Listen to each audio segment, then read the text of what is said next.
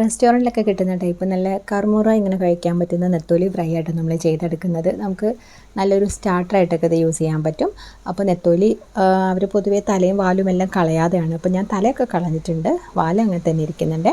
അപ്പോൾ ക്ലീൻ ചെയ്തിട്ടുള്ള നെത്തോലിയിലേക്ക് ഞാൻ മുളക് പൊടി, കുരുമുളക് പൊടി, ഇഞ്ചി വെളുത്തുള്ളി പേസ്റ്റ്, പിന്നെ ആവശ്യത്തിനുള്ള ഉപ്പ്, ഒരു 1/4 ടീസ്പൂണോളം ഗരം മസാലപ്പൊടി, പിന്നെ നമ്മളിതിലേക്ക് 1 ടീസ്പൂൺ അരിപ്പൊടി, അതുപോലെ തന്നെ കുറച്ച് മാത്രം കോൺഫ്ലവർ, അതുപോലെ തന്നെ 1 ടീസ്പൂണോളം മൈദപ്പൊടി. അപ്പോൾ ഇത് മൂന്നും ചേർക്കുമ്പം ഒരു നല്ലൊരു ടെക്സ്ചർ ആയിരിക്കും. അപ്പോൾ നമ്മളിതെല്ലാം കൂടെ കുറച്ച് ചെറുനാരങ്ങ നീര് കൂടെ ചേർത്ത് നന്നായിട്ടൊന്ന് മിക്സ് ചെയ്തെടുത്തിട്ടുണ്ട്. അപ്പോൾ വേണമെന്നുണ്ടെങ്കിൽ 1-2 ഡ്രോപ്പൊക്കെ വെള്ളം ഒഴിച്ച് കൊടുത്തിട്ട് ഇങ്ങനെ തളിച്ച് കൊടുത്തിട്ടൊന്ന് മിക്സ് ചെയ്തിട്ട് ഒരു കോട്ടിങ് ഉണ്ടാക്കിയെടുക്കാം. എന്നിട്ട് നമ്മളൊരു അരമണിക്കൂറൊക്കെ ഒന്ന് ഇങ്ങനെ മാരിനേറ്റ് ചെയ്യാൻ വെക്കാം കേട്ടോ. അപ്പോൾ അത് കഴിഞ്ഞിട്ട് നല്ല വെളിച്ചെണ്ണയിൽ നമ്മളിതൊന്ന് ഫ്രൈ ചെയ്തെടുക്കുകയാണ്. അപ്പോൾ നമ്മൾ ഓരോന്നായിട്ട് ഇട്ടിട്ട് ഫ്രൈ ചെയ്യുന്നതാണ് നല്ലത്. അപ്പോൾ കുറഞ്ഞ എണ്ണയിൽ ഫ്രൈ ചെയ്യാതെ അത്യാവശ്യം നന്നായിട്ട് ഇങ്ങനെ നമ്മൾ ചിപ്സൊക്കെ ഫ്രൈ ചെയ്യുന്ന പോലെ ഇങ്ങനെ പൊരിച്ചെടുക്കുന്ന കേട്ടോ കുറച്ചുകൂടി നല്ലത്.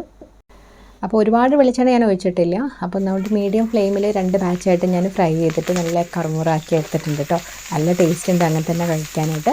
അപ്പോൾ ഞാൻ ഇതിലേക്ക് കുറച്ച് പച്ചമുളകും കറിവേപ്പിലയും കൂടെ ഫ്രൈ ചെയ്തിട്ട് ഇട്ട് കൊടുക്കുന്നുണ്ട്.